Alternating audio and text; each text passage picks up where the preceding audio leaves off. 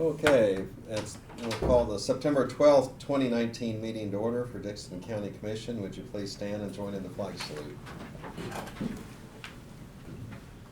I pledge allegiance to the flag of the United States of America and to the republic for which it stands, one nation, under God, indivisible, with liberty and justice for all. We have one addition to the agenda regarding to a chassis for a F-550, and we'll add that to the agenda. And with that amendment, I move that we approve the agenda. I second it. We have the motion and the second for the approval of the amended agenda. Any discussion? All in favor say aye. Aye. Opposed? Motion carries. Consent agenda includes the minutes of September 5th meeting, fund expenditures $523,818.05, wire payment utilities $8,221.25. I move to approve the consent agenda. Second. We have the motion and the second. Any other discussion? All in favor say aye. Aye. Opposed? Motion carries. Commissioner comments, Craig? I don't think I have anything, Dave. Ron, or Lynn, thank you. Okay. Ron? I don't have anything. Okay.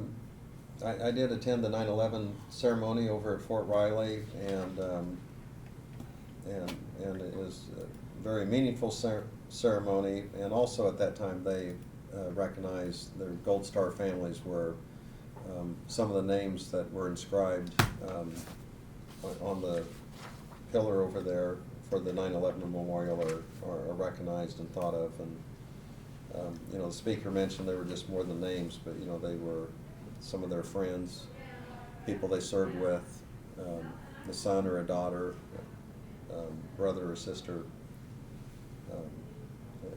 of someone, and the importance and meaning of the sacrifice.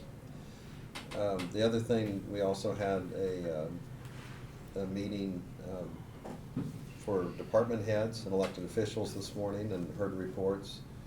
And so it was good to have all that information. One thing that kind of stood out, and I mean, lots of things at all those meetings, but Jill mentioned, you know, for the extension office, the presence that we have at the state fair.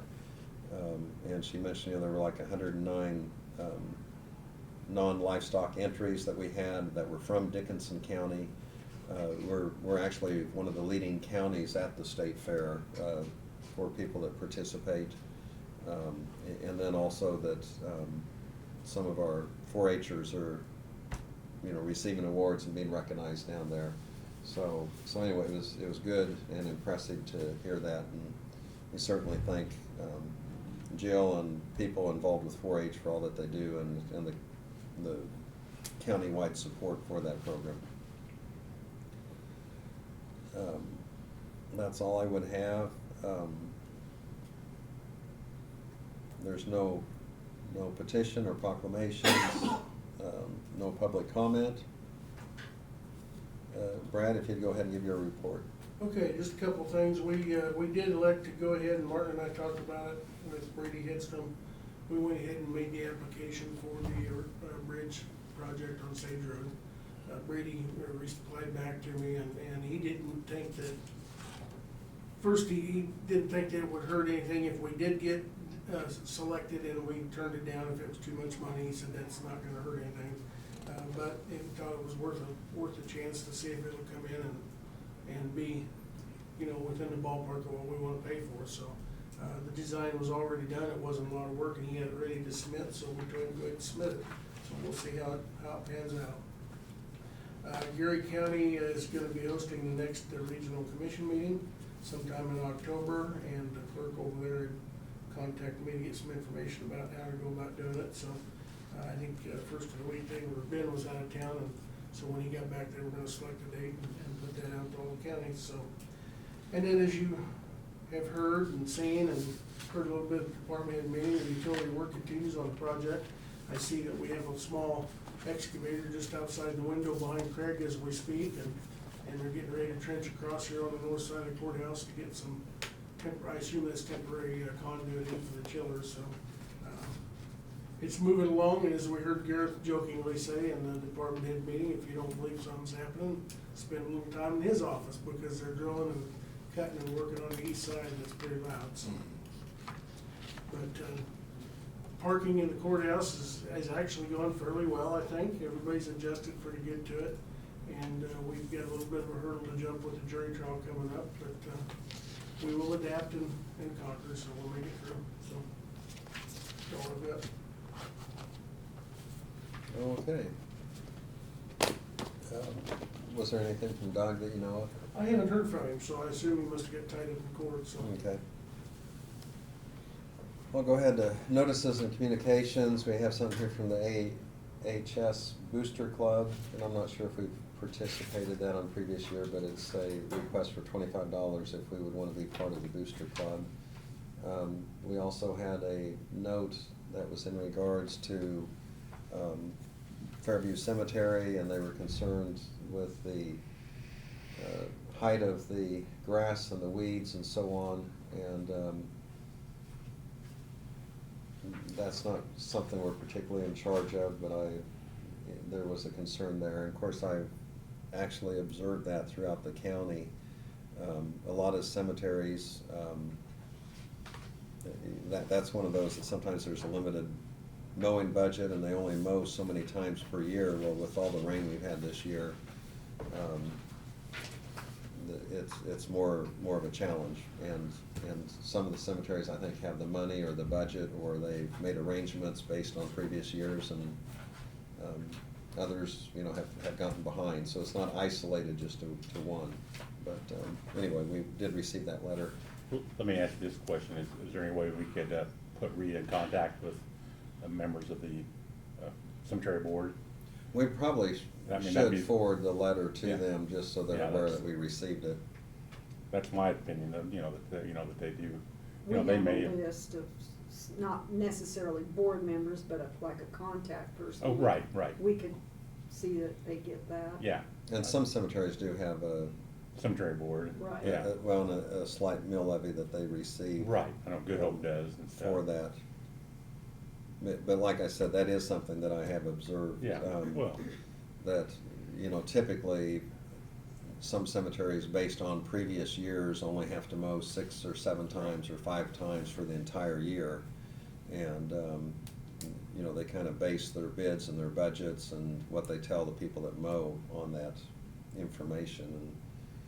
And this year with all the rain, and you can see things are green and grown up, and there's still standing water places, not in cemeteries necessarily, but ditches and so on. So it's been an unusual year for sure.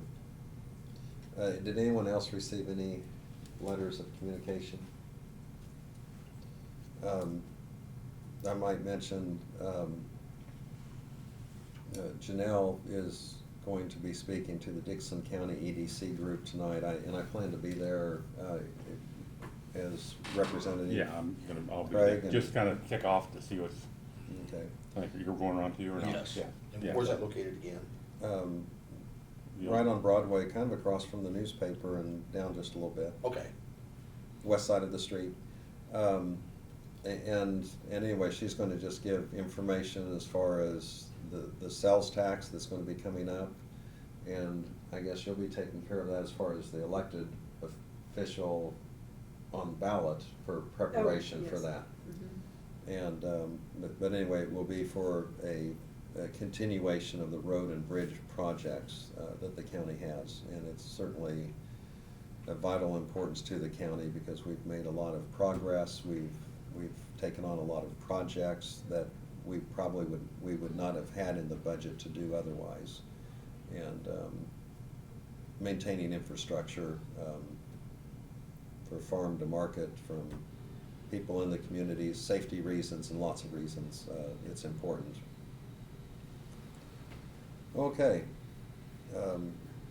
we'll go ahead. There's no, we do not have any resolutions, but we had an update for the policy 401 regarding timekeeping. Brad, would you want to summarize that for us? Yes, this is the timekeeping policy within our county policy manual. Along with other reviews, this is one where Diane is recommending that we make some tweaks to that. It basically, they're just clarifications that, or make clarifications of things that are already there regarding clocking in and out and non-exempt and exempt employees, keeping track of their hours and their work days and things like that. So I'd give you a copy of it. The changes are highlighted, and I think they're all good changes, so we would recommend that be made. I got a question here, Brad. Do all the places have a time clock to physically clock in? It's all done on the computer, so Okay, everybody, okay. it's done on, you've got a, Like the road and bridge, they have access to a computer down yeah, there, they more come in than at the one? beginning of the day and they all line up and they go Okay. through and clock in, and then at the end of the day, they clock out. Same way out at the land and, Yes. Okay. Yeah, and if it's a situation where they get called in and they don't have time to go to the Right. computer, then their foreman or Martin goes through and adds the time in. right, at like the I end said, of they the have to come in, day, at right. right, like come in After hours at or midnight or something. something like Yeah, that for, Yep, Okay. absolutely. It's all done on the computer in a program, and so they log in and basically hit a button that says clock in, and when they're Yeah. done, they hit a button that says clock out. So Okay. So we'll need a motion to adopt. so move. Seconded. Okay, we have a motion and the second that we had adopt this number 401, which has to do with the timekeeping. Any other discussion? All in favor say aye. Aye. Opposed, motion carries. Then the other thing we did add to the agenda, Brad, go ahead and give us our report on the chassis Okay. F-550.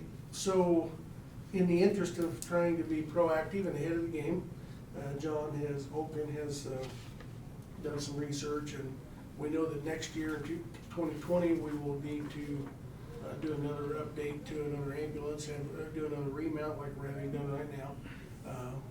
And just in comparison, you know, the last ambulance that we bought was around, if I remember right, $280,000 when it was all said and done. We can save around $80,000 to $100,000 by doing a remount.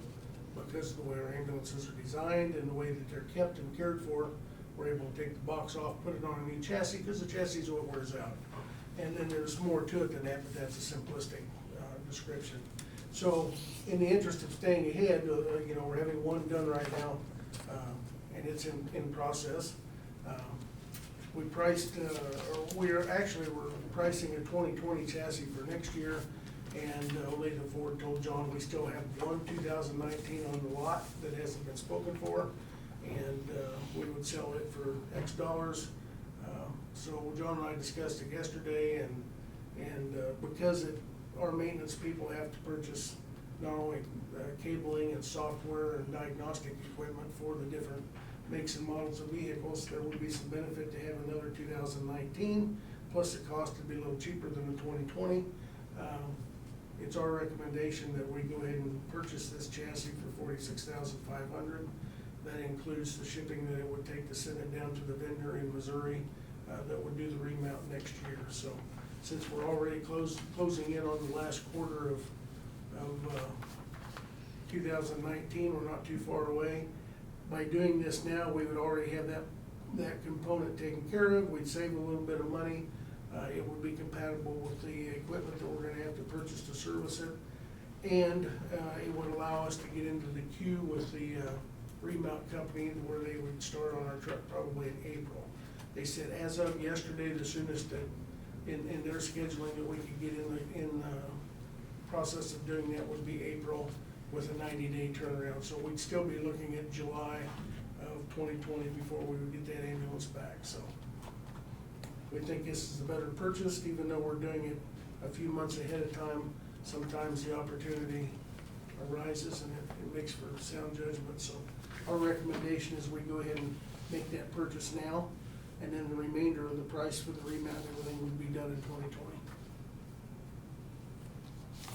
Okay. Is there a motion to do so? I'll make a motion. Purchase the 2019 truck. Second. Do the second on that for the chassis. That way we're taking advantage on that F-550, what's available. So we have the motion, we have the second. Any other discussion? You might, I might have missed it, if you did say that the chassis would be next year's budget.